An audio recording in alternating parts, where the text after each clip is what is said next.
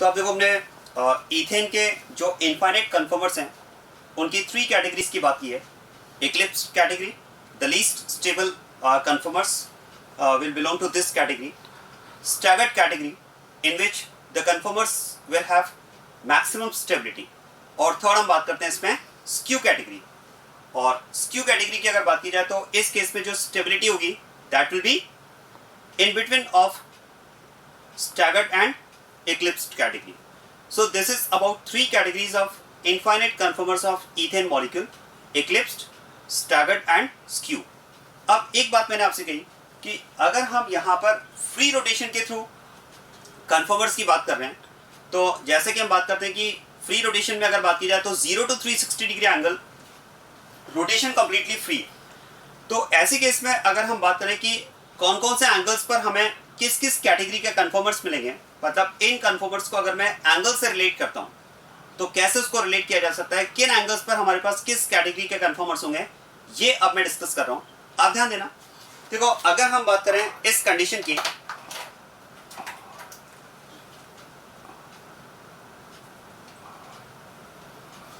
जिसमें हमने बात की थी कि फ्रंट वाले 3 हाइड्रोजन जो हैं वो बैक साइड वाले 3 हाइड्रोजन को ओवरलैप कर रहे हैं, तो इस केस में हमने कहा कि TS and SS will be maximum since distance between bonds and distance between units, that is hydrogens, is minimum. तो ऐसे केस में हम कह सकते हैं कि डिस्टेंसेस अगर मिनिमम है तो रिपोजिशंस मैक्सिमम होंगे और रिपोजिशंस अगर मैक्सिमम है तो स्टेबिलिटी मिनिमम होगी. तो ये हमारे पास मिनिमम स्टेबिलिटी का कन्फर्मर है and that belongs to which category?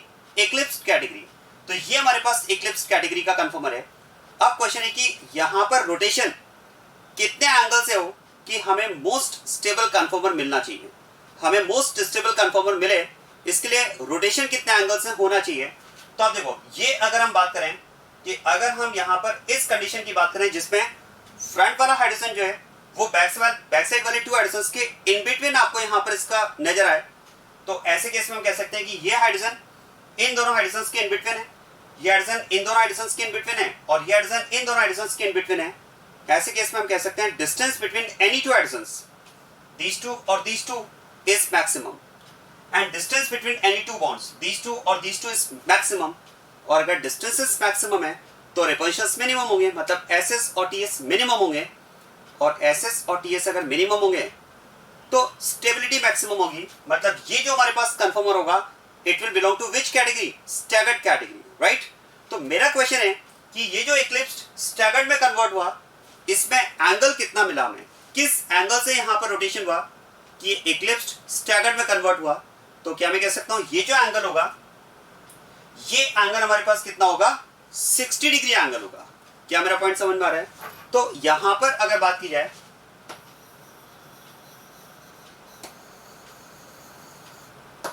कि जो इक्लिप्स्ड कैटेगरी है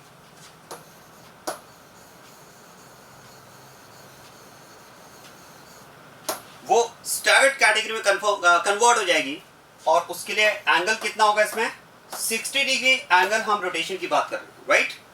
तो अब यहां पर हमने बात की कि ये अगर 60 डिग्री एंगल से रोटेट हो जाए तो हमें किस कैटेगरी का कन्फर्मर मिल जाएगा? स्टैगर्ड कैटेगरी का कन्फर्मर मिल जाएगा. क्लियर हो रही बात है? तो यहां पर मैं कह सकता हूं कि जो एंगल होगा that will be 60 degree, right. अब एक बात ध्यान देना, बहुत अच्छे से समझना. क्या बता सकते हैं ये जो hydrogen carbon hydrogen bond angle होगा, जो hydrogen carbon hydrogen bond angle होगा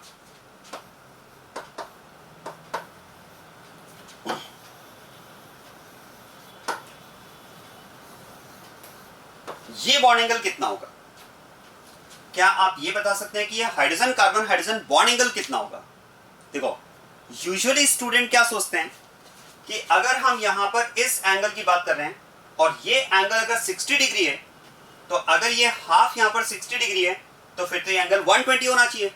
तो कई बार स्टूडेंट इसका आंसर देते हैं कि जो hydrogen carbon hydrogen bond angle होगा यहाँ पर दैट इज 1 डिग्री.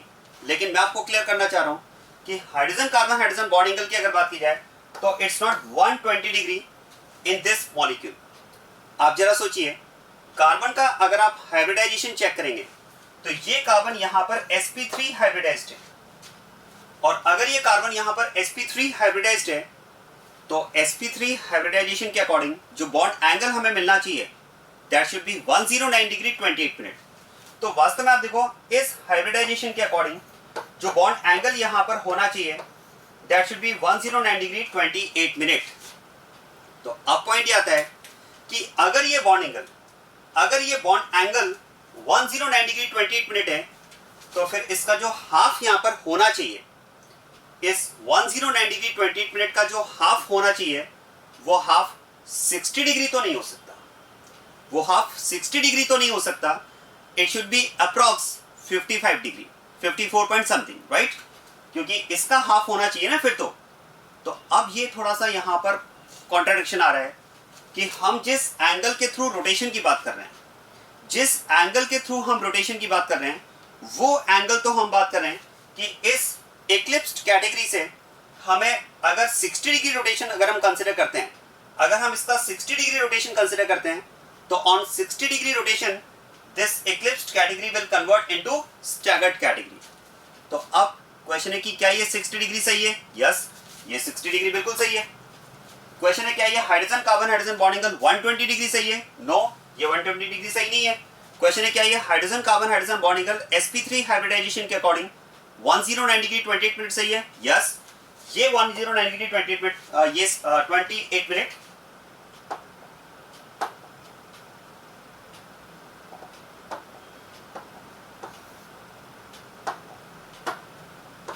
ये एंगल यहां पर सही है। तो अब पॉइंट ये आता है कि अगर ये 60 डिग्री सही है और ये अगर 109 डिग्री 28 मिनट सही है तो फिर तो इस बॉन्ड एंगल का जो हाफ है वो तो अप्रोक्स 55 डिग्री होना चाहिए ना। तो फिर वो यहां पर ये डिफरेंस क्यों आ रहा है? उसका रीजन है क्योंकि आप ध्यान देना, अगर आप इस मॉलिक्यूल में hydrogen carbon hydrogen bond angle की बात करेंगे तो yes, the bond angle according to hybridization is 109 degree 28 minute. लेकिन जिस एंगल की मैं यहां पर ये बात कर रहा हूं रोटेशन की, जिस एंगल से मैं इसके रोटेशन की बात कर रहा हूं that angle is not actually bond angle. ध्यान देना, ये जो एंगल की हम बात कर रहे हैं ये एंगल एक्चुअली बॉन्ड एंगल नहीं है, it's not bond angle.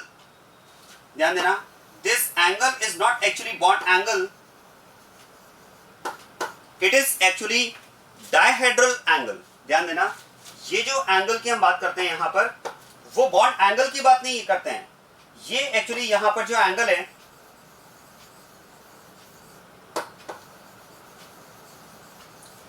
That is actually dihedral angle. क्या मेरा पॉइंट समझ में आ रहा है? ये यहां पर एक्चुअली डायहेड्रल एंगल होता है। तो ये आपको समझना होगा कि ये डायहेड्रल एंगल है क्या, क्योंकि आप ध्यान देना जो कन्फॉर्मेशनल आइसोमरिज्म में हम रोटेशन की बात करते हैं तो जिस एंगल के रिस्पेक्ट में हम कन्फॉर्मेशनल आइसोमर्स को स्टडी करते हैं वो एंगल बॉन्ड एंगल नहीं होता है, वो एक्चुअली एंगल होता है डायहेड्रल एंगल। तो इस बात को समझना कि कन्फॉर्मेशनल आइसोमरिज्म में जिस एंगल की हम बात करते हैं वो एक्चुअली डायहेड्रल एंगल है, that is not actually bond angle. क्या मेरा पॉइंट समझ में आ रहा है? क्योंकि एक बात सोचिए, एक मॉलिक्यूल में अगर मैं बॉन्ड एंगल की बात करूं तो बॉन्ड एंगल तो फिक्स रहेगा ना, एक मॉलिक्यूल का बॉन्ड एंगल तो फिक्स रहेगा ना। आप समझे, ये कार्बन अगर हमारे पास sp3 हाइब्रिडाइज्ड है, ये कार्बन अगर हमारे पास sp3 हाइब्रिडाइज्ड है और इस कार्बन से अगर ये हाइड्रोजन्स बॉन्डेड है, समझना बात को, this carbon is sp3 hybridised और इससे ये 3 हाइड्रोजन्स बॉन्डेड है। और अगर मैं बात करूं hydrogen carbon hydrogen bond angle की तो हाइब्रिडाइजेशन के अकॉर्डिंग ये एंगल कितना है? 109 डिग्री 28 मिनट। अब एक बात सोचिए, अगर मैं यहाँ पर फ्री रोटेशन की बात करूं, इस रोटेशन की अगर बात करूं तो क्या रोटेशन से इस एंगल में कोई चेंज आ रहा है क्या ये बॉन्ड एंगल चेंज हो रहा है क्या? नो। ध्यान देना, कन्फॉर्मेशनल आइसोमरिज्म में अगर हम कन्फॉर्मर्स की बात कर रहे हैं कि हमें कन्फॉर्मर्स फ्री रोटेशन के थ्रू मिलते हैं तो उस फ्री रोटेशन में bond angle never gets changed. ध्यान देना, बॉन्ड एंगल में कभी भी चेंज नहीं आएगा। अगर आप कार्बन हाइड्रोजन बॉन्ड लेंथ की बात करें तो बॉन्ड लेंथ में कोई चेंज नहीं आएगा। कार्बन कार्बन बॉन्ड लेंथ की बात करें उसमें कोई चेंज नहीं आएगा। ये एंगल की बात करें बॉन्ड एंगल की तो उसमें कोई चेंज नहीं आएगा। जो चेंज आएगा वो डायहेड्रल एंगल में आएगा। क्या पॉइंट समझ में आ रहा है? अब ये डायहेड्रल एंगल क्या है इस बात को हमें समझना होगा। मैं आपको क्लियर करता हूं, सुनिए इस बात को। देखो, ये हमारे पास एक कार्बन मान लेते हैं, ये C1 कार्बन है और इस C1 कार्बन से ये 3 हाइड्रोजन्स अटैच्ड है और ये मान लेते हैं C2 कार्बन है, राइट। और अब आप ध्यान देना,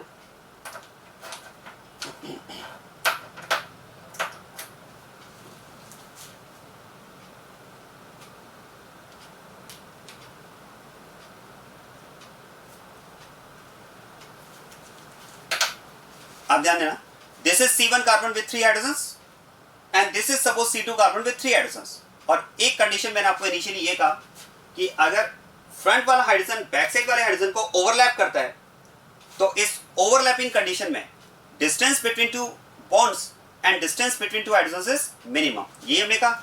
और जब ये हाइड्रोजन, जब ये फ्री रोटेशन होगा और फ्री रोटेशन के थ्रू जब ये हाइड्रोजन हमें इन दोनों हाइड्रोजन के इन बिटवीन नजर आता है तो उस केस में हम कह सकते हैं कि दो हाइड्रोजन्स के बीच की डिस्टेंस मैक्सिमम होगी। That can be any two hydrogen, दो ग्रीन वाले हाइड्रोजन ले लो या रेड और ग्रीन के बीच में अगर डिस्टेंस की बात करें तो ये डिस्टेंस मैक्सिमम होगी, और बॉन्ड्स के बीच में भी डिस्टेंस मैक्सिमम होगी। डिस्टेंस अगर मैक्सिमम होगी तो रिपल्शन मिनिमम होगा, और रिपल्शन अगर मिनिमम होगा तो टीएस और एसएस मिनिमम होंगे, और टीएस और एसएस मिनिमम होंगे तो इस केस में स्टेबिलिटी मैक्सिमम होगी। और इसी कैटेगरी को हमने नाम दिया है स्टैगर्ड, और इस कैटेगरी को हमने नाम दिया है इक्लिप्स्ड।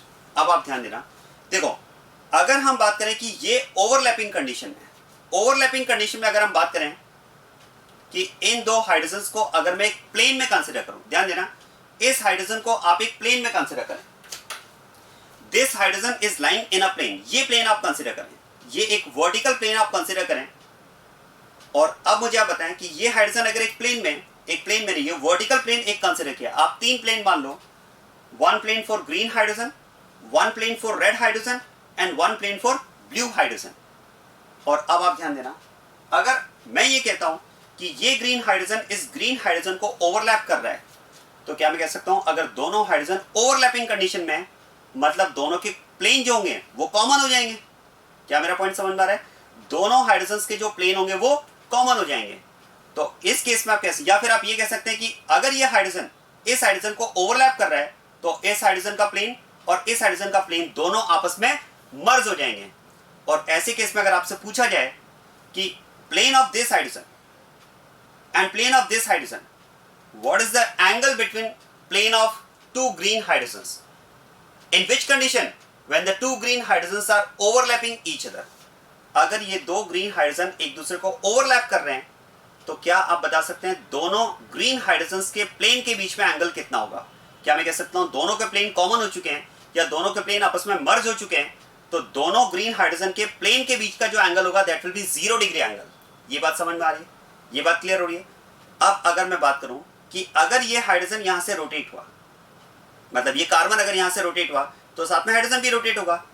आप तो बस ऐसा समझ लें कि हाइड्रोजन नहीं रोटेट हो रहा है, हाइड्रोजन का प्लेन रोटेट हो रहा है, हाइड्रोजन का प्लेन रोटेट हो रहा है। तो मुझे आप ये बताएं कि अगर ये हाइड्रोजन, अगर ये कार्बन यहां से रोटेट हो, उसके साथ साथ हाइड्रोजन भी रोटेट हो, और रोटेशन के बाद में अगर ये इतना रोटेशन हो जाए कि ये ग्रीन हाइड्रोजन अगर रेड वाले हाइड्रोजन को ओवरलैप करना स्टार्ट कर दे, मेरे पॉइंट समझना, ये ग्रीन हाइड्रोजन अगर रेड वाले हाइड्रोजन को ओवरलैप करना स्टार्ट कर दे तो बता सकते हैं इस ग्रीन वाले हाइड्रोजन का जो प्लेन है उस प्लेन ने कितने डिग्री एंगल ट्रेवल किया, इस प्लेन ने कितने डिग्री एंगल ट्रेवल किया है। तो मेरा पॉइंट समझना, अगर मैं इस ग्रीन के लिए एक प्लेन कंसिडर कर रहा हूं, इस रेड के लिए एक प्लेन कंसिडर कर रहा हूं, और इस ब्लू के लिए अगर एक प्लेन कंसिडर कर रहा हूं, तो क्या मैं कह सकता हूं ये जो थ्री प्लेन्स है 1, 2 एंड 3, ये three planes complete 360 degree angle को ट्राइसेक्ट करेंगे, तीन इक्वल पार्ट में डिवाइड करेंगे। मतलब आप कह सकते हैं इस प्लेन और इस प्लेन के बीच का जो एंगल होगा, दो प्लेन के बीच के एंगल की बात कर रहा हूं, ध्यान देना, डायहेड्रल एंगल की अगर मैं बात करूं तो वास्तव में डायहेड्रल का मतलब होता है दो प्लेन। क्या मेरा पॉइंट समझ में आ रहा है? डायहेड्रल का एंगल का डायहेड्रल का मतलब है दो प्लेन। तो वास्तव में डायहेड्रल एंगल की अगर बात की जाए तो it is actually angle between two planes. तो suppose this is the plane of green hydrogen and this is the plane of red hydrogen and this is the plane of blue hydrogen. Now can you tell me what is the angle between any two planes, red and green, green and blue and green? क्या मैं कह सकता हूँ ये जो angle होगा that is 120 degree.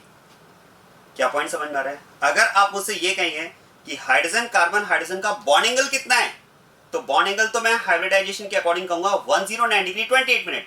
लेकिन अगर आप मुझसे बॉन्ड एंगल ना पूछकर इस हाइड्रोजन के प्लेन और इस हाइड्रोजन के प्लेन के बीच का एंगल पूछेंगे तो इन दो प्लेन के बीच का एंगल तो डेफिनेटली 120 डिग्री होगा। क्या मेरा पॉइंट समझ में आ रहा है? अब ऐसे में आप सोचिए कि अगर ये ग्रीन इस ग्रीन के हाइड्रोजन को ओवरलैप कर रहा है तो मैं कह सकता हूं दोनों ग्रीन हाइड्रोजन के प्लेन के बीच का जो एंगल होगा, because the angle between two planes is called dihedral angle, तो मैं कह सकता हूं इस केस में डायहेड्रल एंगल कितना होगा? 0 डिग्री होगा। और क्या बता सकते हैं, अगर ये ग्रीन हाइड्रोजन इस रोटेशन के बाद में रेड हाइड्रोजन को ओवरलैप करना स्टार्ट कर दे तो इस ग्रीन हाइड्रोजन के प्लेन ने कितना ट्रेवल किया? क्या मैं कह सकता हूं 120 डिग्री एंगल ट्रेवल किया। और अगर ये ग्रीन हाइड्रोजन इस ग्रीन और रेड हाइड्रोजन के इन बिटवीन आ जाए तो इन बिटवीन आने का मतलब कितना एंगल ट्रेवल किया? इस 120 का हाफ मतलब 60 डिग्री। तो ये जो वास्तव में 60 डिग्री एंगल की हम बात कर रहे हैं, ये एंगल की हम बात कर रहे हैं दो प्लेन के बीच के एंगल की।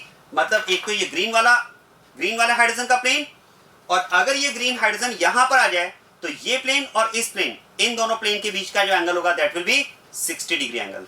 तो एग्जैक्टली जिस एंगल के रिस्पेक्ट में हम कन्फॉर्मेशनल आइसोमर्स को स्टडी करते हैं, that is not actually bond angle, that is actually dihedral angle. And what is dihedral angle? Angle between two planes of two hydrogens. क्या मेरा पॉइंट समझ में आया? तो वास्तव में अब आप ध्यान देना, देखो अगर मैं ये बात करूं कि ये हाइड्रोजन इस हाइड्रोजन को ओवरलैप कर रहा है तो ध्यान दीजिएगा, इस हाइड्रोजन का प्लेन और इस हाइड्रोजन का प्लेन दोनों आपस में मर्ज हो गए, दोनों प्लेन के बीच में एंगल कितना है? 0 डिग्री। अच्छा क्या बता सकते हैं, इस हाइड्रोजन का प्लेन और इस हाइड्रोजन का प्लेन, इन दोनों प्लेन के बीच में एंगल कितना है? 120 डिग्री। अब आप ध्यान देना, ये एंगल 120 डिग्री है, ये फ्रंट वाले कार्बन का हाइड्रोजन है, और अगर ये हाइड्रोजन बैक साइड वाले कार्बन के हाइड्रोजन को ओवरलैप करेगा तो दोनों प्लेन के बीच में एंगल 0 डिग्री है। और अगर ये रोटेशन से इतना आ जाए तो ये एंगल कितना कंसिडर होगा? 60 डिग्री, क्योंकि इस रोटेशन के बाद में जो एंगल आपको मिलने वाला है वो 120 मिलेगा। तो ये वास्तव में जो एंगल यहां पर बन रहा है that is actually angle between two planes of which one plane of this hydrogen and one plane of front hydrogen. ये इस केस में एंगल 0 डिग्री है और इस एंगल को हमने नेम दिया है dihedral angle, that is angle between two planes. तो इस केस में डायहेड्रल एंगल 0 डिग्री है और इस केस में डायहेड्रल एंगल कितना है? 60 डिग्री है, और इस केस में डायहेड्रल एंगल कितना होगा? 120 डिग्री होगा। क्या पॉइंट समझ में आया? तो बिल्कुल भी आप डायहेड्रल एंगल और बॉन्ड एंगल में कंफ्यूज नहीं होना। अगर आप बॉन्ड एंगल की बात करोगे तो hydrogen carbon hydrogen bond angle hybridization के अकॉर्डिंग इथेन मॉलिक्यूल में 109 डिग्री 28 मिनट है। तो एक बार कई बार स्टूडेंट ये कंफ्यूज होते हैं कि अगर ये एंगल हाइब्रिडाइजेशन के अकॉर्डिंग 109 डिग्री 28 मिनट है तो जब ये हम इस हाइड्रोजन के यहां पर आने की बात करते हैं तो वो एंगल इसका हाफ क्यों नहीं होता है? क्योंकि वास्तव में जिस एंगल के थ्रू हम रोटेशन की बात करते हैं या जिस एंगल की हम बात करते हैं वो बॉन्ड एंगल से रिलेटेड नहीं है, that is actually angle between two planes, dihedral angle. और अगर आप दो प्लेन के बीच के एंगल की बात करोगे तो इस हाइड्रोजन का प्लेन और इस हाइड्रोजन का प्लेन, अगर आप ये प्लेन कंसिडर करें, इसके लिए ये प्लेन कंसिडर करें, तो इन दोनों प्लेन के बीच का एंगल तो डेफिनेटली 120 डिग्री होगा।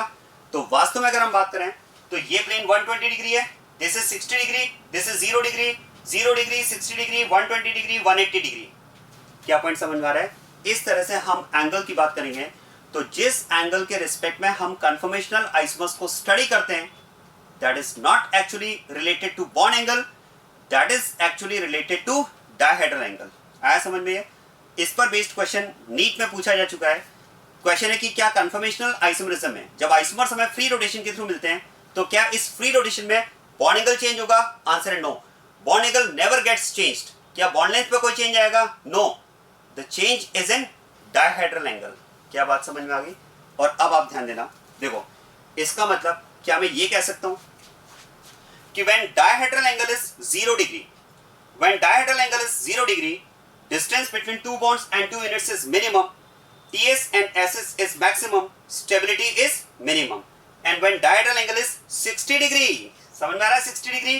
तो when dihedral angle is 60 degree, distance between any two bonds is maximum, distance between any two hydrogens is maximum, so Ts and Ss will be minimum. And if Ts and Ss is minimum, stability will be maximum. और अगर ये angle 0 degree और 60 degree के बीच में कुछ भी हुआ, अगर ये एंगल, देखो ये तो 0 डिग्री वाला केस हो गया, ये आपके पास है 60 डिग्री वाला केस, और इसके बीच में जो भी एंगल होगा, इसके बीच में जो भी एंगल होगा, जितना भी एंगल होगा, ये सारे एंगल्स पर जो आपको कन्फर्मर मिलेगा उसकी स्टेबिलिटी क्या मैं कह सकता हूं रेड वाले कन्फर्मर से तो ज्यादा होगी और ब्लू वाले कन्फर्मर से कम होगी। और इस कैटेगरी के कन्फर्मर को हम बोलते हैं इक्लिप्स्ड, इस कैटेगरी के कन्फर्मर को हम बोलते हैं स्टैगर्ड। और इन बिटवीन कैटेगरी के जितने भी कन्फर्मर्स होंगे उन सारे कन्फर्मर्स को हम किस कैटेगरी में रखते हैं? स्क्यू कैटेगरी में। आया समझ में? तो अब ध्यान देना, मैं एंगल्स के रिस्पेक्ट में बात करूं तो ध्यान देना, देखो इस केस में क्या मैं कह सकता हूं ओवरलैपिंग कंडीशन है, इक्लिप्स कैटेगरी।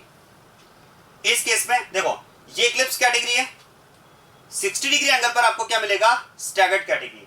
क्या मैं कह सकता हूं अगर आप डायहेड्रल एंगल 120 ले लें तो वापस इक्लिप्स्ड कैटेगरी का रिपीटेशन हो जाएगा, क्योंकि अब ये हाइड्रोजन इसे ओवरलैप करेगा, फिर से टीएस और एसएस मैक्सिमम हो जाएंगे, स्टेबिलिटी मिनिमम, फिर से इक्लिप्स्ड कैटेगरी। अगर आप 180 डिग्री एंगल लेंगे स्टैगर्ड, 240 इक्लिप्स्ड, 300 स्टैगर्ड, 360 इक्लिप्स्ड। इस तरह से रोटेशन में आपको कुछ एंगल्स पर कैटेगरी का रिपीटेशन मिलेगा। क्या बात समझ में आ रही है? तो अब आप ध्यान देना, सुनिएगा इस बात को।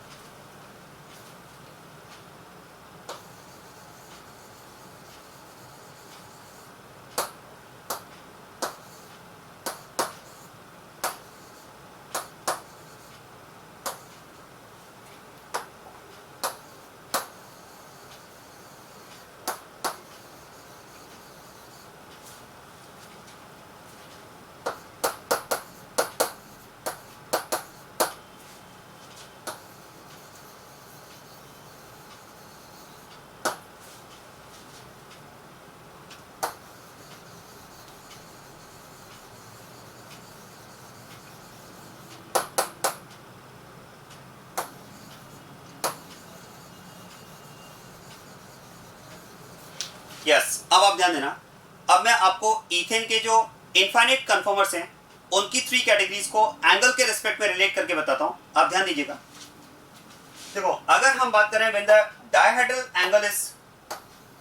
Angle theta is 0 degree, 120 degree,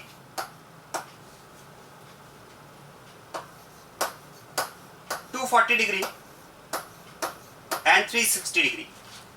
क्या मैं बात कर सकता हूं अगर डायहेड्रल एंगल 0 डिग्री हो, 120 डिग्री हो, 240 डिग्री हो एंड 360 डिग्री हो? ध्यान देना, this is 0 degree overlapping condition, this is 120 degree overlapping condition, this is 240 degree overlapping, this is 360 degree overlapping. और इन ओवरलैपिंग कंडीशंस में distances between any two hydrogen and any two bonds will be minimum.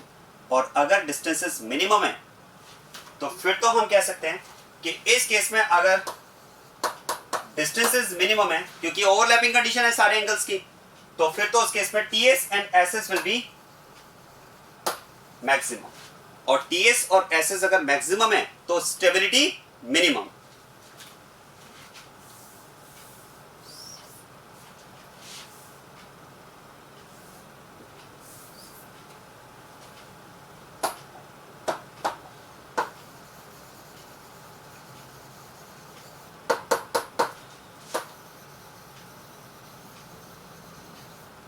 इस case में हम कह सकते हैं जो stability होगी, क्योंकि डिस्टेंसेस अगर मिनिमम है तो फिर तो यहां पर टीएस और एसएस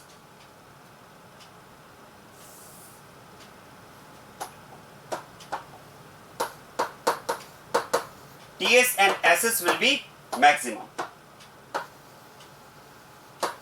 क्या समझ में आ रहा है कि इस केस में टीएस और एसएस क्या होंगे? मैक्सिमम होंगे। तो what about stability? Stability will B minimum.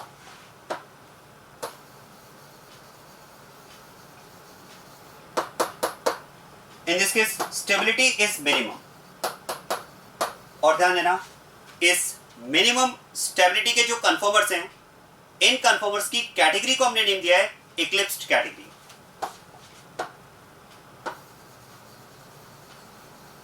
This category of conformers of ethane is called eclipsed category. क्या बात समझ में आ रही है? तो ये हमारे पास ईथेन कन्फर्मर्स की एक कैटेगरी है, इक्लिप्स्ड कैटेगरी। और इस कैटेगरी के कन्फर्मर्स आपको कौन कौन से डायहेड्रल एंगल पर मिलेंगे? तो ये हमें मिलेंगे when the dihedral angle theta is 0 degree, 120 degree, 240 and 360 degree. चलिए सेकंड कैटेगरी की बात करते हैं। When the dihedral angle theta is 60 degree, 180 degree and 300 degree. ध्यान देना, अगर मैं डायहेड्रल एंगल 60 डिग्री की बात करूं तो देखो 60 डिग्री पर जो हाइड्रोजन होगा वो दोनों बैक साइड के इन बिटवीन आपको हाइड्रोजन मिलेगा। और अगर ये हाइड्रोजन इन बिटवीन वाली कंडीशन है तो क्या मैं कह सकता हूं यही कंडीशन हमें 180 पर भी मिलेगी और यही कंडीशन हमें 300 पर भी मिलेगी। तो 300, 180 एंड 60 डिग्री, ये थ्री केसेस हमारे पास ऐसे हैं जहां पर हम कह सकते हैं distances between hydrogen and hydrogen, bond and bond is maximum. और अगर डिस्टेंसेस मैक्सिमम है तो TS and SS is minimum. और अगर टीएस एसएस मिनिमम है तो स्टेबिलिटी विल बी मैक्सिमम। और स्टेबिलिटी अगर मैक्सिमम है तो इस केस में जो कैटेगरी को हमने नेम दिया है दैट इज स्टैगर्ड कैटेगरी। इस कैटेगरी को हमने नेम दिया है स्टैगर्ड कैटेगरी। तो इन एंगल्स पर जो कन्फर्मर्स हमें मिलेंगे they will belong to staggered category. इन एंगल के जो कन्फर्मर्स होंगे they will belong to eclipsed category. और अब अगर मैं बात करूं इनके अलावा बाकी जितने भी एंगल्स होंगे, रेस्ट ऑल, क्या मैं कह सकता हूं उन सारे एंगल्स पर ये जो पैरामीटर्स होंगे वो इन बिटवीन पैरामीटर्स होंगे, मतलब मैक्सिमम से कम, मिनिमम से ज्यादा। और इन बिटवीन पैरामीटर्स पर जितने भी कन्फर्मर्स होंगे उन सारे कन्फर्मर्स को फिर हमने एक थर्ड कैटेगरी में रखा। ध्यान देना, when the dihedral angle is rest all, तो इनके अलावा जितने भी बचे हुए एंगल्स होंगे उनमें ये पैरामीटर्स क्या होंगे? इन बिटवीन पैरामीटर्स होंगे इन दोनों के बीच में, और इन बिटवीन पैरामीटर्स होंगे। तो इस कैटेगरी के कन्फर्मर को हमने इस कैटेगरी के जो कन्फर्मर्स होंगे उस कैटेगरी को हमने नेम दिया है skew category. So this is about three category of conformers of ethane, eclipsed, staggered and skew. और इन तीन को अगर मैं स्टेबिलिटी ऑर्डर में अरेंज करता हूं तो ध्यान देना, इनके लिए हमारे पास जो स्टेबिलिटी ऑर्डर होगा, इनके लिए हमारे पास जो स्टेबिलिटी ऑर्डर होगा उस स्टेबिलिटी ऑर्डर में क्या मैं कह सकता हूं staggered is most stable, then eclipsed और स्क्यू, फिर इन बिटवीन वाला केस आएगा ना, then skew, and the least stable category is eclipsed.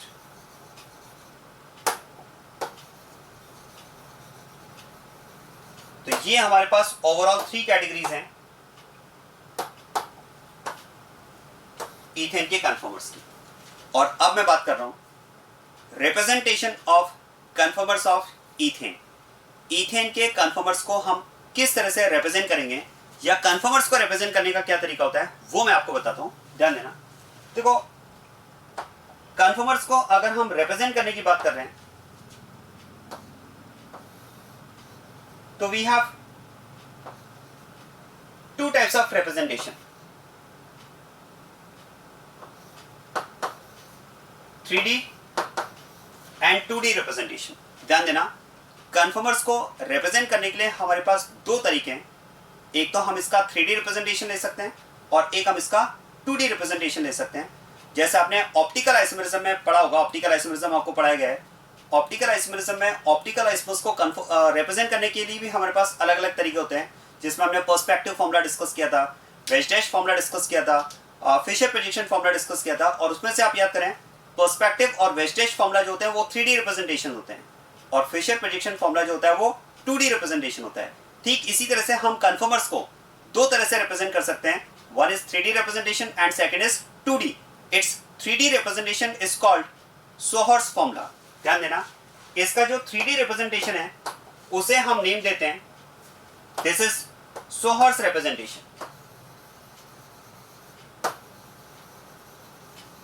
It is called Sohor's formula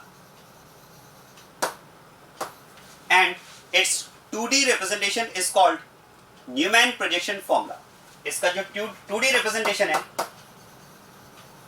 that is called Newman projection formula. तो ये दो हमारे पास इसके representation होते हैं. एक तो हम बात करते हैं Sohor's representation और दूसरा 2D representation जो होता है that is called Newman's projection. अब इस केस में कन्फर्मर को हम कैसे रिप्रेजेंट करते हैं, जरा इस बात को समझना, ध्यान दो. देखो पहले मैं बात कर रहा हूं 3D रिप्रेजेंटेशन की. आप ध्यान देना.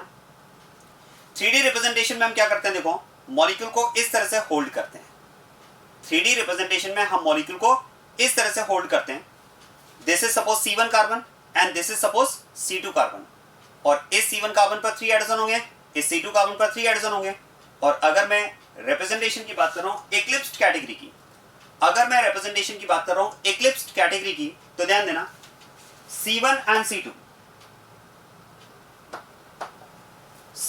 C2 ये हमारे पास 2 कार्बन एटम्स हैं. This is suppose C1 carbon and this is suppose C2 carbon, right. C1 carbon पर 3 हाइड्रोजन है और C2 कार्बन पर भी 3 हाइड्रोजन है.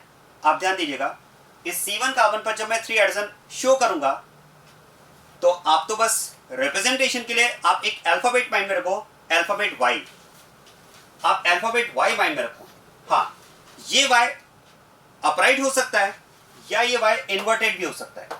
बस आप तो ये माइंड में रखो, अगर कन्फर्मर्स को आपको रिप्रेजेंट करना है तो आपको हेल्प लेनी है Y की. हाँ, ये Y अपराइट हो सकता है और इट में बी इन्वर्टेड, सीधा हो सकता है या उल्टा हो सकता है. तो आप ध्यान देना, यहां पर मैं 3 हाइड्रोजन्स को Y पर शो कर रहा हूं और ऐसे में अगर मैं बात करूं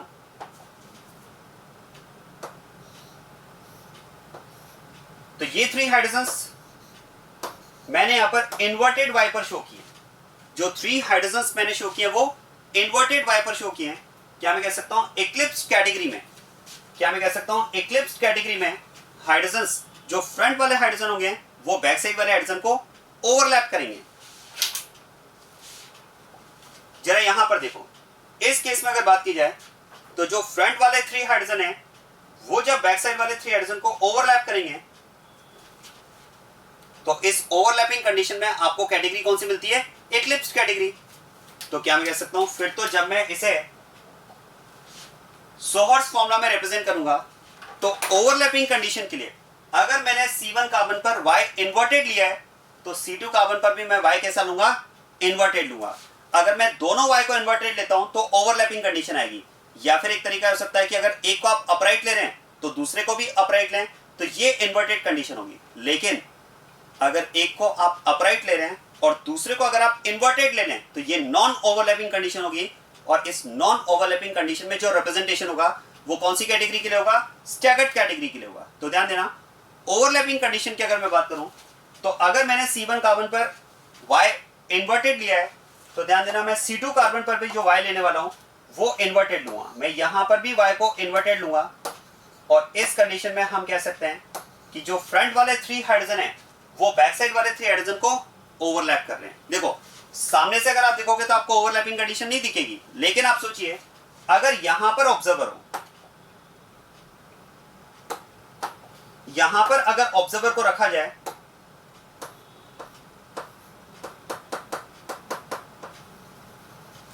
अगर ऑब्जर्वर यहां से इस मॉलिक्यूल को ऑब्जर्व करे तो ये हाइड्रोजन इसे ओवरलैप करेगा, ये हाइड्रोजन इसे ओवरलैप करेगा और ये हाइड्रोजन इसे ओवरलैप करेगा. या फिर आप इसको ऐसे समझ लें कि अगर मैं इस C1 कार्बन को यहां से उठा करके सामने ले आऊं, इस C2 को बिल्कुल अलाइनमेंट में ले आऊं और इसको प्रेस कर दूं तो ये 3 हाइड्रोजन इन 3 हाइड्रोजन को ओवरलैप कर देंगे. और इस ओवरलैपिंग कंडीशन में आपको जो कैटेगरी मिलेगी वो इक्लिप्स्ड कैटेगरी मिलेगी. तो this is about representation of eclipsed category of कन्फर्मर of ethane in sawhorse formula, that is 3D representation. अब मैं बात करता हूं इसके न्यूमैन प्रोजेक्शन फॉर्मूला की. देखो न्यूमैन में आप ध्यान देना, न्यूमैन में हम मॉलिक्यूल को इस तरह से होल्ड करेंगे. देखो ये मान लो ईथेन मॉलिक्यूल है C1 एंड C2 कार्बन.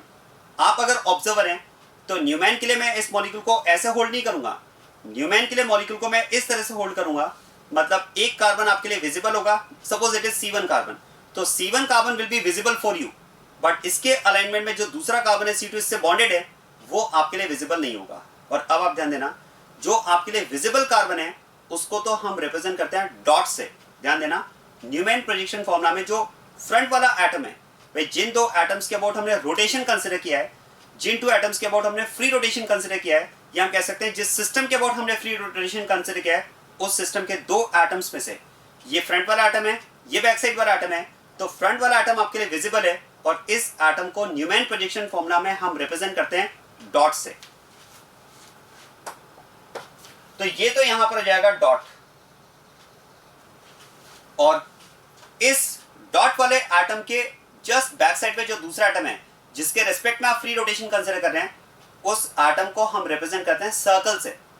तो जो बैक साइड वाला एटम है उसको हम रिप्रेजेंट करेंगे सर्कल से।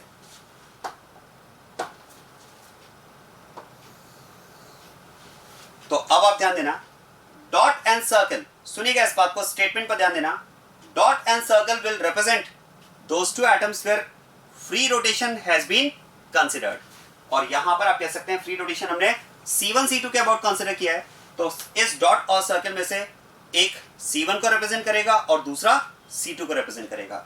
और जो डॉट है वो फ्रंट वाला एटम है जो आपके लिए विजिबल है, और जो सर्कल है वो बैक साइड वाला एटम है, राइट। अब आप देखो, अगर मैं यहां पर ऑब्जर्वर यहां पर है, तो इस ऑब्जर्वर के लिए जो ये जो ग्रीन वाला मैंने रिप्रेजेंटेशन लिया है C1, ये मैंने फ्रंट वाला एटम लिया है, तो मान लेते हैं ग्रीन जो है, जो ग्रीन वाला है वो तो मान लेते हैं C1 है, जो ग्रीन है वो मान लेते हैं C1 है, और इसके बैक साइड में जो ब्लू है वो C2 कार्बन है, तो जो ब्लू है वो C2 है, जो ब्लू है यहां पर वो C2 है, राइट। और अब आप ध्यान दो, इस C1 कार्बन पर 3 हाइड्रोजन है, मैं फिर से इस अल्फाबेट Y की हेल्प ले रहा हूं, और मैं इस C1 कार्बन पर जो Y बना रहा हूं वो इन्वर्टेड Y बना रहा हूं। तो यहां पर मैंने इन्वर्टेड Y लिया है, ये इन्वर्टेड Y, और इस इन्वर्टेड Y पर मैं 3 हाइड्रोजन्स शो कर रहा हूं।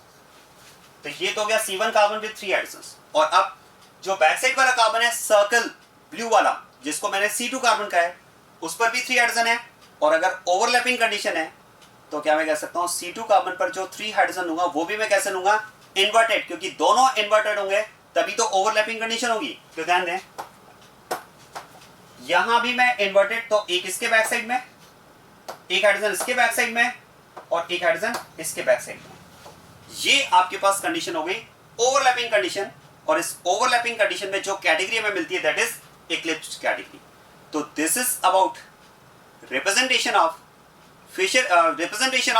conformers of ethane molecule in Newman projection and Sohor's representation.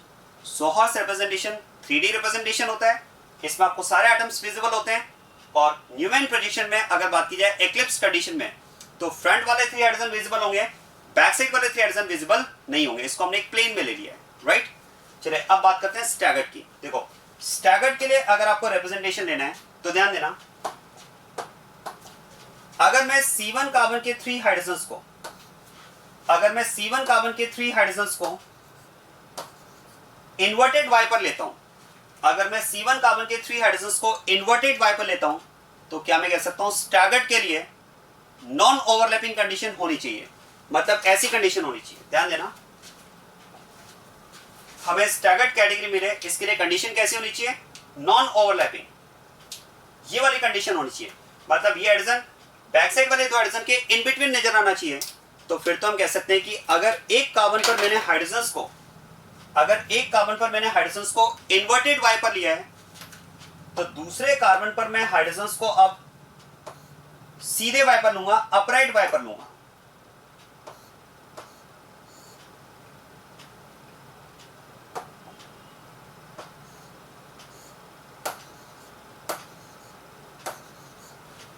और इन दोनों कार्बन को ज्वाइन कर दिया जाए, तो ध्यान देना, this is C1 carbon and this is C2 carbon. यहां पर अगर आप Y देखोगे तो उल्टा है, इन्वर्टेड, और यहां पर अगर आप Y देखोगे तो सीधा है। और आप सोचिए, अगर मैं इस C1 कार्बन को C2 के सामने ले आऊं और इसे प्रेस कर दूं, तो ये green hydrogen in 2 blue hydrogen के बीच में नजर आएगा नॉन ओवरलैपिंग कंडीशन नजर आएगा। ये स्टैगर्ड कैटेगरी हो गई। और इसी को अगर मैं 2D रिप्रेजेंटेशन न्यूमैन में रिप्रेजेंट करता हूं तो ध्यान दो, ये हमारे पास C1 कार्बन डॉट जो फ्रंट वाला एटम है, बैक साइड वाला एटम वो C2, वो मैंने सर्कल से शो किया। और अब आप ध्यान दें, C1 कार्बन पर मैं 3 हाइड्रोजन को इन्वर्टेड Y पर शो कर रहा हूं, उल्टा Y। और अब C2 कार्बन के 3 हाइड्रोजन को मैं अपराइट Y, सीधे Y पर शो करूंगा, और वो Y मेरे पास ऐसा हो जाएगा। तो ये हमारे पास हो जाएगा किस कंफर्मर का रिप्रेजेंटेशन होगा, ये स्टैगर्ड कैटेगरी के कंफर्मर का रिप्रेजेंटेशन होगा। आया समझ में? और इस केस में आप कह सकते हैं डायहेड्रल एंगल 0 डिग्री है, और इस केस में आप कह सकते हैं डायहेड्रल एंगल 60 डिग्री है। और इससे किसी डिफरेंट एंगल पर अगर आप इस तरह के रिप्रेजेंटेशन लेंगे तो वो स्क्यू कैटेगरी के लिए रिप्रेजेंटेशन हो जाएंगे। So this is how we can represent conformers of a compound, and this is the concept of conformational isomerism, जो मैंने आपको ईथेन मॉलिक्यूल से एक्सप्लेन किया है। आया समझ में? कुछ और एग्जांपल्स भी लेते हैं हम इसमें। अब मैं इसमें कुछ चेंजेस कर रहा हूं। जो सेकंड मॉलिक्यूल में ले रहा हूं उसमें मैं थोड़ा सा चेंज करूंगा। जो ईथेन मॉलिक्यूल है उसमें अगर आप देखेंगे तो हमने सिस्टम क्या लिया है, सिस्टम समझ रहे ना, a set of 2 atoms where rotation is not restricted. Restricted तो जीआई की कंडीशन है, यहां पर हम सिस्टम किसे कहेंगे, a set of 2 atoms where rotation is free, C1 C2। तो यहां पर ईथेन मॉलिक्यूल में हम कह सकते हैं सिस्टम के दोनों टर्मिनल्स पर जो यूनिट्स प्रेजेंट है वो 3 हाइड्रोजन है। C1 टर्मिनल पर भी 3 हाइड्रोजन है और C2 टर्मिनल पर भी 3 हाइड्रोजन है। अब मैं इसमें थोड़ा सा चेंज करूंगा और एक अलग मॉलिक्यूल के रिस्पेक्ट में फिर मैं आपको कंफर्मेशनल आइसोमेरिज्म एक्सप्लेन करूंगा। डिस्कस करते हैं इसको भी।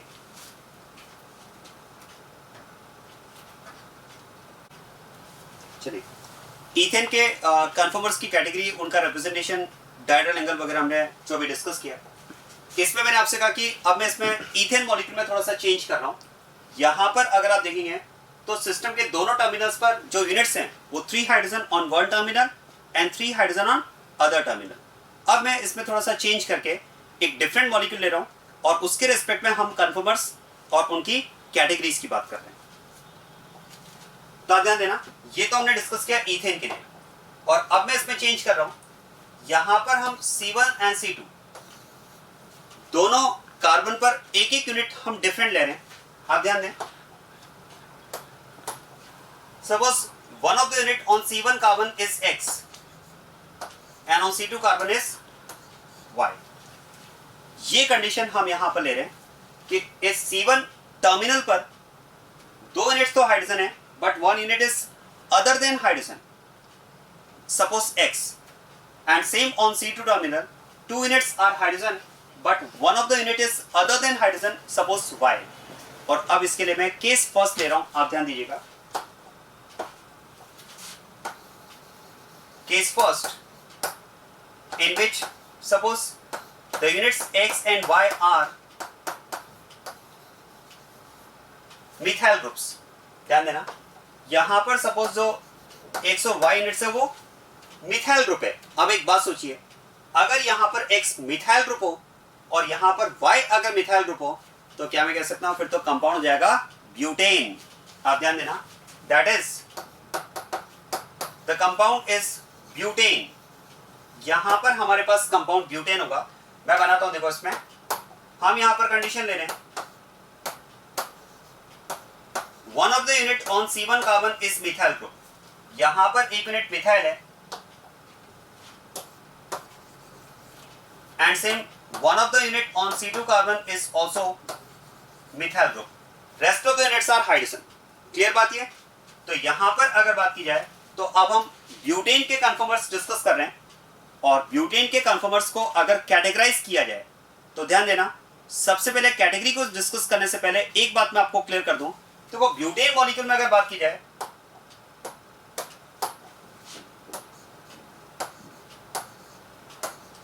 कंफर्मेशनल आइसोमेरिज्म की, तो आप ध्यान देना, कंफर्मेशनल आइसोमेरिज्म के लिए हमें एक ऐसा सिस्टम रिक्वायर्ड होता है जहां पर रोटेशन फ्री हो। And what is system? System is a set of 2 atoms where rotation is free. तो क्या मैं कह सकता हूं, फिर तो ब्यूटेन मॉलिक्यूल में we can have 2 types of system. Butane molecule में हमें दो तरह के सिस्टम मिलेंगे। कैसे, आप देखो, one of the system can be C1C2। एक तो हम C1C2 सिस्टम ले सकते हैं जिसमें आप कह सकते हैं रोटेशन इज फ्री।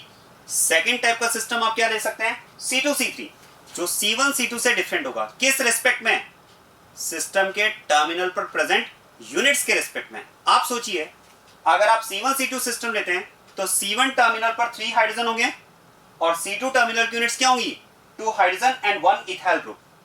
लेकिन अगर मैं C2C3 सिस्टम लेता हूं तो C2C3 सिस्टम में C2 टर्मिनल पर यूनिट्स कौन सी होंगी, 2 हाइड्रोजन 1 मिथाइल, और C3 टर्मिनल पर यूनिट्स कौन सी होंगी, 2 हाइड्रोजन 1 मिथाइल। और C3C4 की अगर बात की जाए तो वो C1C2 के सिमिलर होगा, यूनिट्स के रेस्पेक्ट में सेम मिल जाएगा। तो हमारे पास यहां पर दो सिस्टम ब्यूटेन में कन्फर्मेशनल आइसोमरिज्म के लिए मिल सकते हैं। अब क्वेश्चन आपसे किसी भी सिस्टम के रेस्पेक्ट में पूछा जा सकता है। हाँ, ये हम कह सकते हैं कि किस सिस्टम के रेस्पेक्ट में क्वेश्चन पूछा गया है वो आपको क्वेश्चन में मेंशन्ड होगा।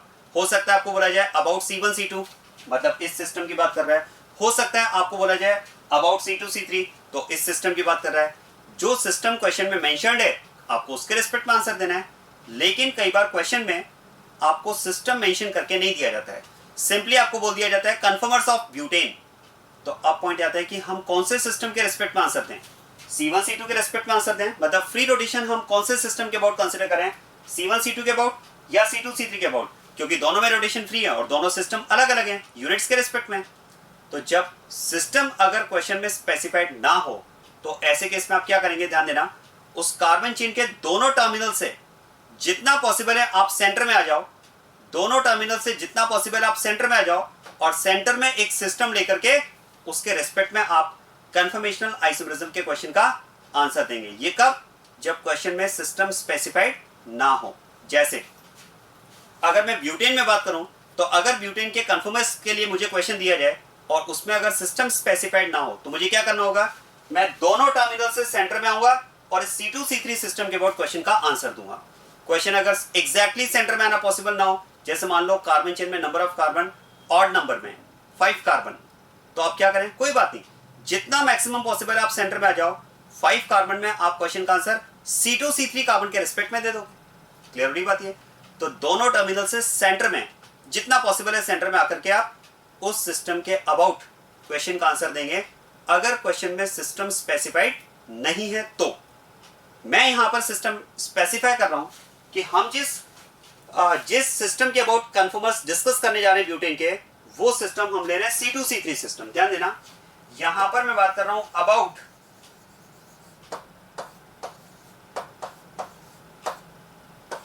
C2C3 सिस्टम, मतलब जो फ्री रोटेशन हम कंसीडर कर रहे हैं वो C2C3 सिस्टम के अबाउट कंसीडर कर रहे हैं। तो फिर तो आप ध्यान देना, इसका मतलब जो सेट ऑफ 2 एटम्स होगा सिस्टम का जहां पर रोटेशन फ्री है वो क्या होगा, C2C3, और C2 टर्मिनल पर यूनिट्स कौन सी होंगी, 2 हाइड्रोजन 1 मिथाइल, और C3 टर्मिनल की यूनिट्स कौन सी होगी, सेम 2 हाइड्रोजन एंड 1 मिथाइल। और अब मैं इसके कन्फर्मर्स की कैटेगरीज डिस्कस कर रहा हूं और साथ में उनका रिप्रेजेंटेशन भी डिस्कस कर रहा हूं। और मैं यहां पर रिप्रेजेंटेशन ले रहा हूं न्यूमैन्स रिप्रेजेंटेशन।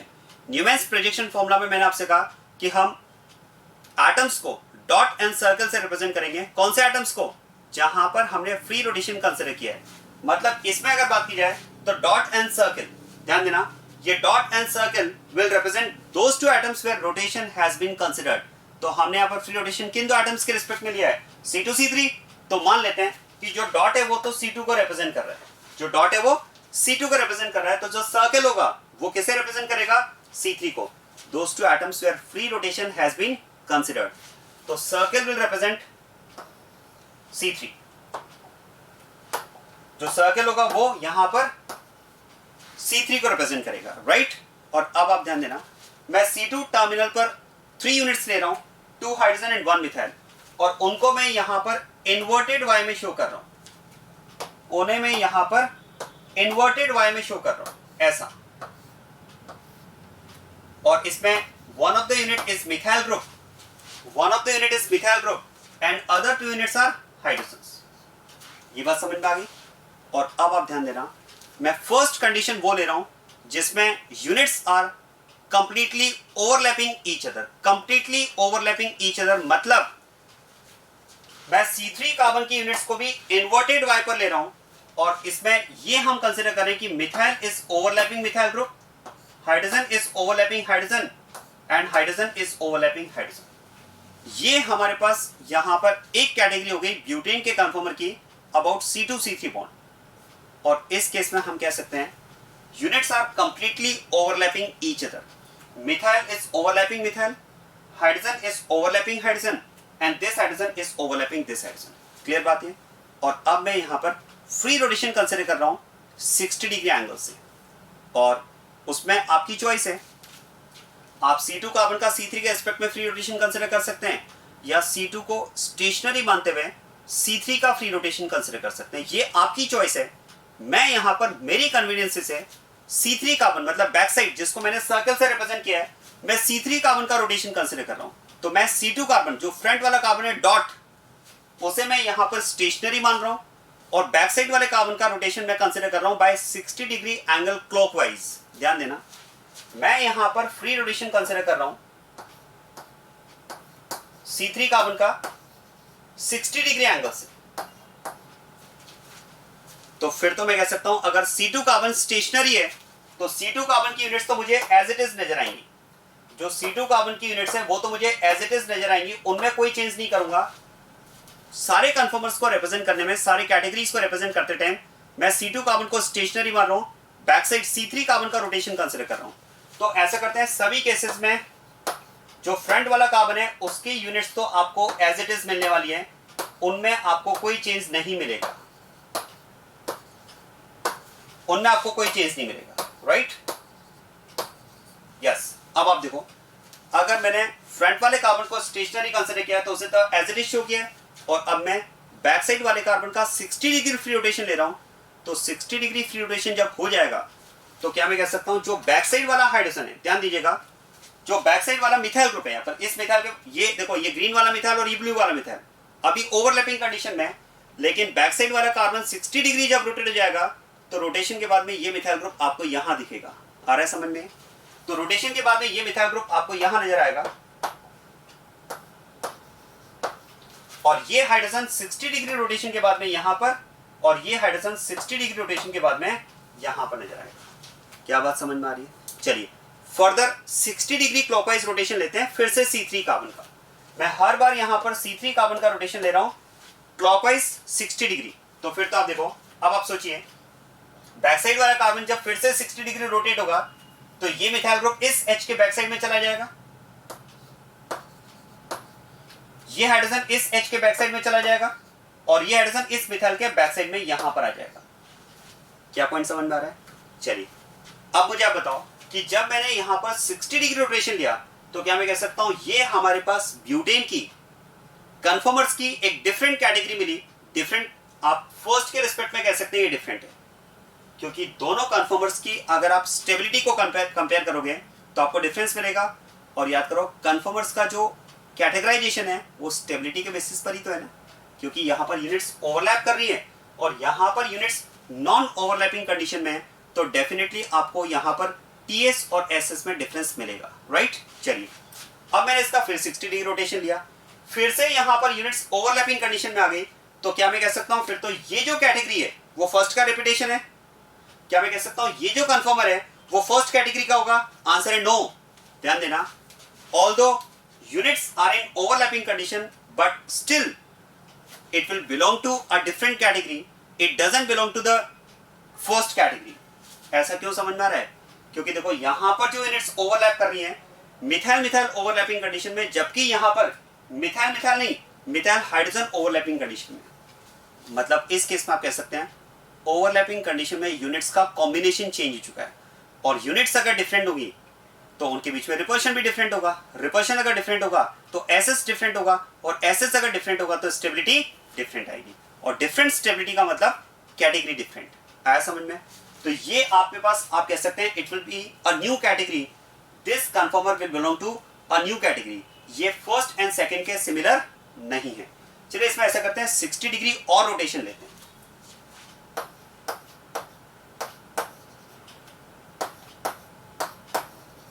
अगर मैं इसमें फर्दर 60 डिग्री रोटेशन लेता हूं तो अब ये मिथाइल ग्रुप 60 डिग्री रोटेशन के बाद में आपको यहां नजर आएगा, ये हाइड्रोजन आपको यहां नजर आएगा, और ये हाइड्रोजन आपको यहां नजर आएगा.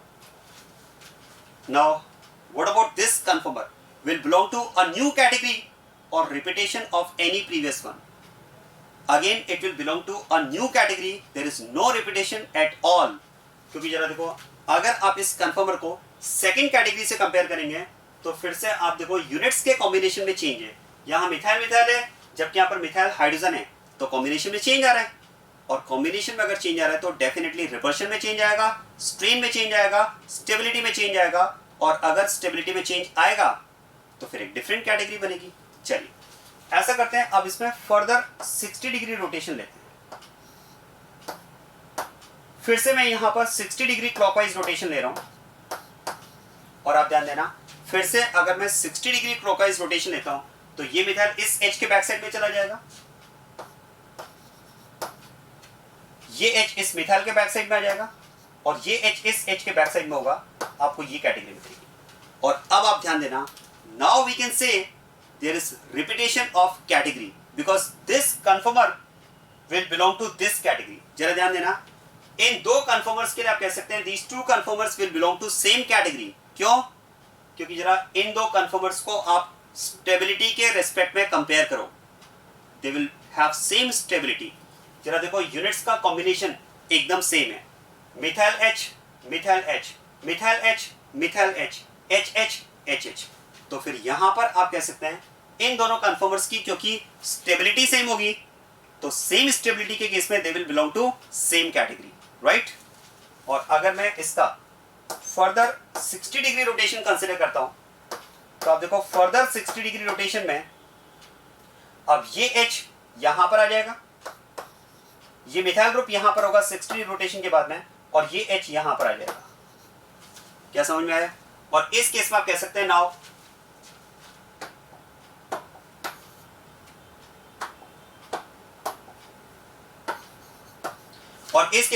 Now this conformer will belong to this category. जरा देखो, इन दोनों कन्फर्मर्स की स्टेबिलिटी आपको सेम मिलेगी. जैसे यहां मिथाइल मिथाइल का कॉम्बिनेशन है, वैसे यहां मिथाइल मिथाइल का कॉम्बिनेशन है. देखो मैं कैटेगरी की अगर बात कर रहा हूं तो कैटेगरी डिफरेंट तब कंसीडर की जाएगी जब स्टेबिलिटी में डिफरेंस हो. आप ये कह सकते हैं first, second, third and fourth, all these four belong to different categories since they have different stability, but this fifth will belong to the category of third and this sixth will belong to the category of second, क्योंकि इन दोनों की category same है और इन दोनों की category same है, right. और अब आप ध्यान देना, अगर मैं यहां पर 60 डिग्री फर्दर रोटेशन कंसीडर करता हूं तो क्या मैं कह सकता हूं फिर तो आपको ये कन्फर्मर वापस मिल जाएगा. तो इसका मतलब ये हुआ, देखो यहां पर अगर हम बात करें तो एंगल, यहां पर हम बात करें तो एंगल 0 डिग्री है. इस केस में अगर बात की जाए तो डायहेड्रल एंगल हमने 60 डिग्री लिया है, यहां पर 60 डिग्री और रोटेट किया, मतलब अब इस केस में टोटल डायहेड्रल एंगल हो जाएगा यहां पर 120 डिग्री. इस केस में डायहेड्रल एंगल टोटल हो जाएगा 180 degree. In this case, now the dihedral angle will be 240, and in this case now the dihedral angle will be 300, और यहां पर फिर से 360. तो अब आप ध्यान देना, इसका मतलब at 0 degree angle you will get a conformer that will belong to one of the category, at 60 degree angle second category, at 120 degree angle third category, at 180 degree angle fourth category, at 240 not a new category, 240 and 120 these conformers will belong to same category. 300 and 60 degree they will also belong to same category. और 360 पर तो आपको फिर से repetition मिल जाएगा. आया समझ में? तो इसका मतलब ये हुआ conformers of butane can be categorized into 4, 1, 2, 3 and 4. और ध्यान देना, इन कैटेगरीज के नेम्स आपको याद रखने हैं, इन कैटेगरीज के नेम्स आपको याद रखने हैं. ध्यान दीजिएगा, first category is called fully eclipsed. This first category is called fully eclipsed. It is called fully eclipsed category. The second category is called gosh form. This second category is called gosh form. Third category is called partially eclipsed. this category is called partially eclipsed and this category is called anti. You can call it anti or anti-staggered. Now you can tell me, what about category of this conformer? Full eclipsed, gauche form, partially eclipsed और anti? Answer is partially eclipsed, क्योंकि ये conformer और ये conformer इन दोनों की category same है, क्योंकि दोनों की स्टेबिलिटी सेम है, तो they will belong to same category and that is known as partially eclipsed category. What about this conformer? It will belong to gauche form, because this conformer and this conformer, they will have same stability and they will belong to the gauche category. So this is about 4 categories of conformers of butane. At 0 degree angle, you will get full eclipsed category. At 60 degree angle, you will get gauche category. At 120 degree angle, you will get partially eclipsed category. At 180 degree angle, you will get anti-staggered form or anti category. And at 240 degree angle, there will be repetition of category. आप ऐसा समझ लें, new new new, और यहां से reverse हो जाओ, क्योंकि यहां से रिवर्स होने पर 240 पर ये मिलेगा, 300 पर ये मिलेगा और 360 पर ये मिलेगा. आया समझ में?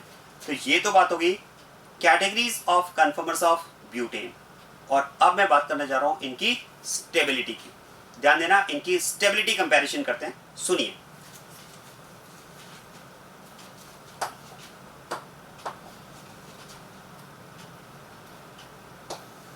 देखो स्टेबिलिटी कंपैरिजन की अगर बात की जाए तो स्टेबिलिटी कंपैरिजन किस बेसिस पर होगा? स्ट्रेन के बेसिस पर. और स्ट्रेन में हमारे पास 2 तरह के स्ट्रेन है, एसएस एंड टीएस. और अब आप ध्यान देना, सुनिए, अगर मैं यहां पर इन कन्फर्मर्स को टॉर्शनल स्ट्रेन के रिस्पेक्ट में कंपेयर करूं, अगर मैं यहां पर इन कन्फर्मर्स को टॉर्शनल स्ट्रेन के रिस्पेक्ट में कंपेयर करूं, तो क्या आप बता सकते हैं 1 and 3 में अगर हम टॉर्शनल स्ट्रेन को कंपेयर करें, 1 and 3 में अगर हम टॉर्शनल स्ट्रेन को कंपेयर करें, तो कहां पर टॉर्शनल स्ट्रेन ज्यादा होगा, 1 में या 3 में? In which category torsional strain is more, 1 और 3? This is 1, this is 3. क्या बता सकते हैं कहां पर टॉर्शनल स्ट्रेन ज्यादा होगा? देखो इस बात को समझना, कई बार यहां पर स्टूडेंट जब 1 and 3 में टॉर्शनल स्ट्रेन के कंपैरिजन की हम बात कर रहे होते हैं, जब 1 and 3 में जब हम टॉर्शनल स्ट्रेन की बात कर रहे होते हैं, तो कई बार यहां पर स्टूडेंट का आंसर होता है कि 1 में टॉर्शनल स्ट्रेन ज्यादा है 3 से, क्योंकि स्टूडेंट उसे इस तरह से कंपेयर कर रहे होते हैं कि यहां पर मिथाइल मिथाइल रिपेल करेंगे और यहां पर मिथाइल हाइड्रोजन रिपेल करेंगे. हाइड्रोजन तो स्मॉल यूनिट है, जबकि यहां पर मिथाइल मिथाइल दोनों ही बल्कि यूनिट है, तो बल्कि यूनिट में रिपल्शन ज्यादा होगा, इसलिए 1 में टॉर्शनल स्ट्रेन ज्यादा होगा 3 से. एक बात सोचिए, अगर आप 1 and 3 में टॉर्शनल स्ट्रेन को कंपेयर कर रहे हैं, तो ध्यान दीजिएगा 1 and 3 में torsional strain is equal, 1 and 3 में टॉर्शनल स्ट्रेन इज इक्वल, क्योंकि टॉर्शनल स्ट्रेन क्या है? It's not due to repulsion between units, it is due to repulsion between bonds. अब जरा सोचिए, C2 कार्बन के जो 3 बॉन्ड्स हैं ग्रीन और C3 कार्बन के जो 3 बॉन्ड्स हैं ब्लू, उनके यहां पर अगर मैं ओरिएंटेशन की बात करूं, रिलेटिव अरेंजमेंट की बात करूं, तो हम कह सकते हैं C2 कार्बन के जो 3 बॉन्ड्स हैं ग्रीन, वो C3 कार्बन के 3 बॉन्ड्स को ओवरलैप कर रहे हैं. और क्या मैं कह सकता हूं यही सिचुएशन तो थर्ड में भी है, C2 कार्बन के जो 3 ग्रीन बॉन्ड्स हैं वो बैक साइड वाले कार्बन C3 कार्बन के ब्लू 3 बॉन्ड्स को ओवरलैप कर रहे हैं. तो क्या मैं कह सकता हूं यहां पर टॉर्शनल स्ट्रेन के रिस्पेक्ट में अगर आप कंपेयर कर रहे हो 1 and 3 को, तो आपको यूनिट्स के बारे में नहीं सोचना है, क्योंकि आप अगर यूनिट्स के बारे में बात करोगे तो यूनिट्स के बारे में बात करना is not torsional strain, that is actually steric strain. Torsional strain में you have to avoid units, you have to consider repulsion between bonds. और ध्यान देना, अगर मैं यहां पर सीट फर्स्ट में अगर मैं यहां पर यूनिट्स को भूल जाऊं, ध्यान दीजिएगा, अगर फर्स्ट में मैं यहां पर यूनिट्स को अगर भूल जाऊं, तो क्या मैं कह सकता हूं C2 कार्बन के जो 3 बॉन्ड्स हैं वो हमें इस तरह से मिलेंगे और C3 कार्बन के जो 3 बॉन्ड्स हैं वो हमें इस तरह से मिलेंगे.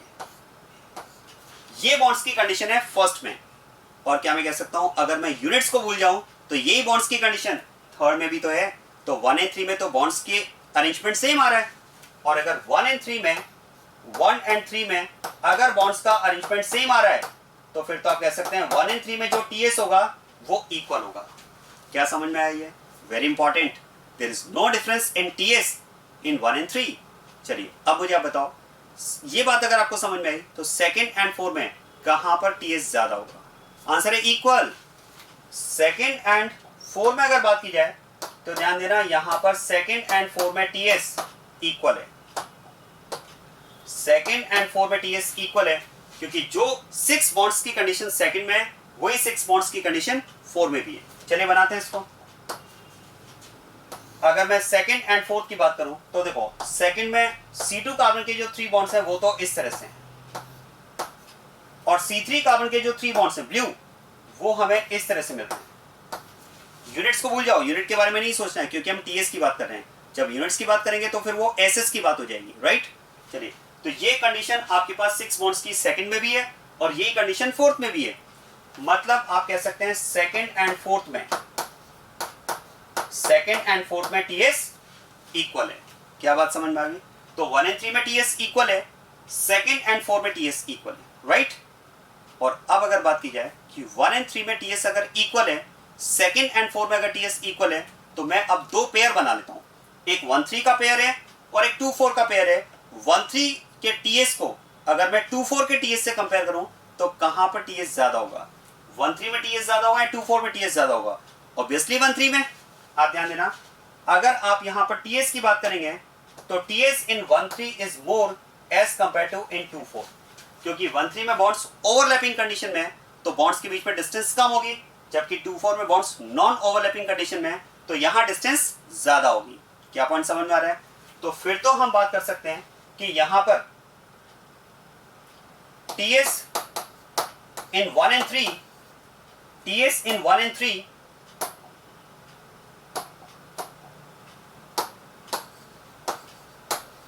is more as compared to in 2 and 4। क्या ये बात क्लियर हो रही है? जो 1-3 में आपको टीएस मिलेगा वो 2-4 से ज्यादा मिलेगा। क्लियर बात ये? अब जरा ध्यान देना, बात करते हैं एसएस की।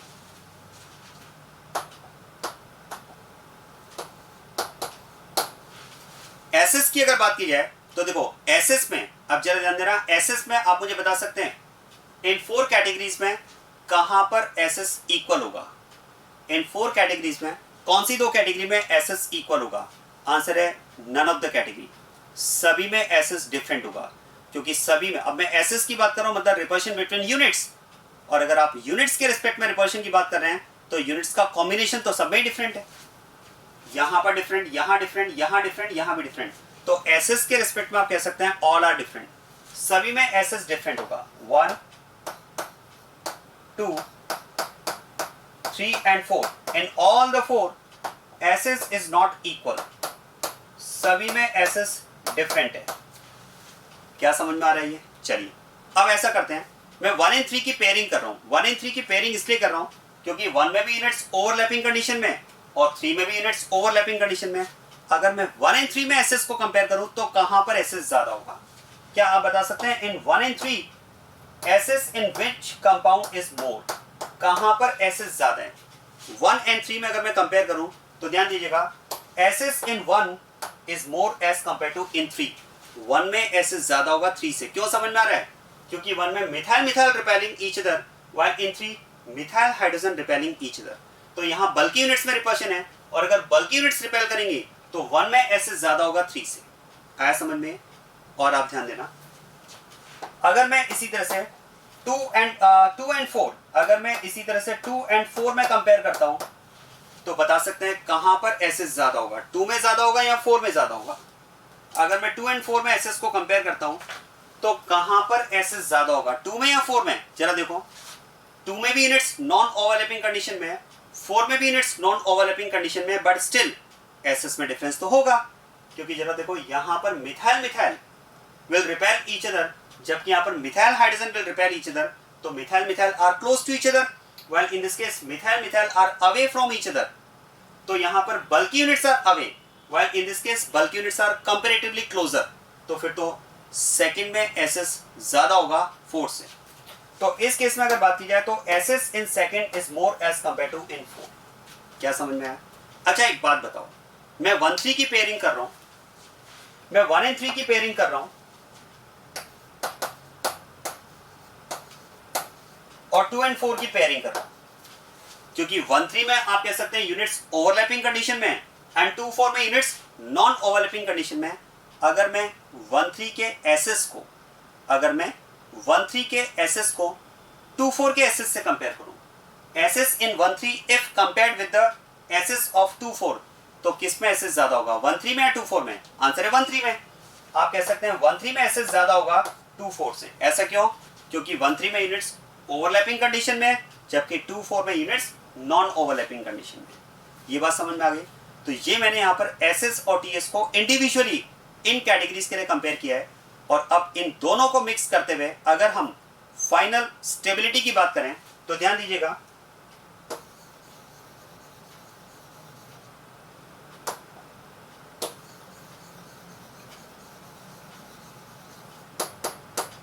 अगर हम फाइनल स्टेबिलिटी की बात करें तो ध्यान दीजिएगा, क्या मैं कह सकता हूं 1-3 में टीएस भी ज्यादा है और एसएस भी ज्यादा है। अगर 1-3 में टीएस और एसएस दोनों ज्यादा हैं तो फिर तो 1 and 3 की जो स्टेबिलिटी होगी वो 2-4 से तो पक्का कम होगी। तो ध्यान देना, यहां पर हम कह सकते हैं 2 and 4 are more stable,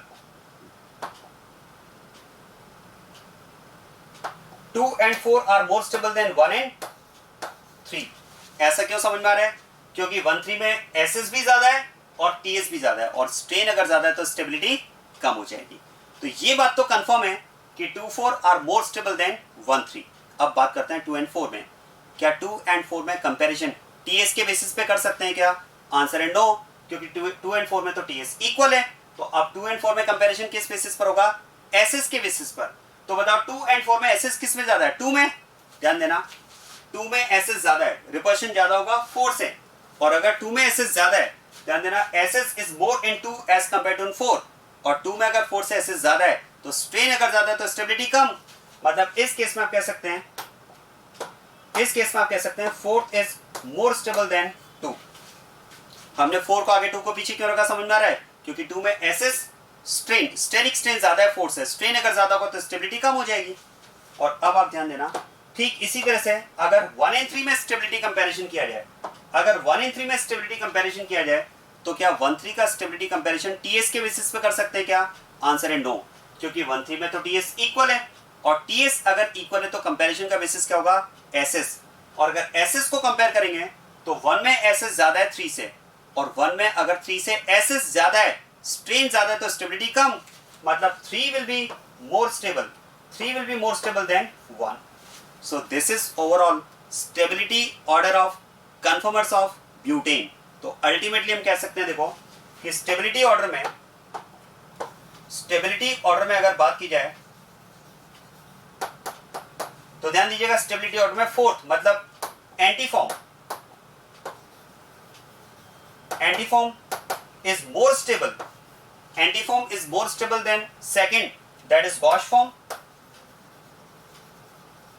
and gauche form is more stable than third, that is partially eclipsed form, and partially eclipsed form is more stable than first, that is fully eclipsed form.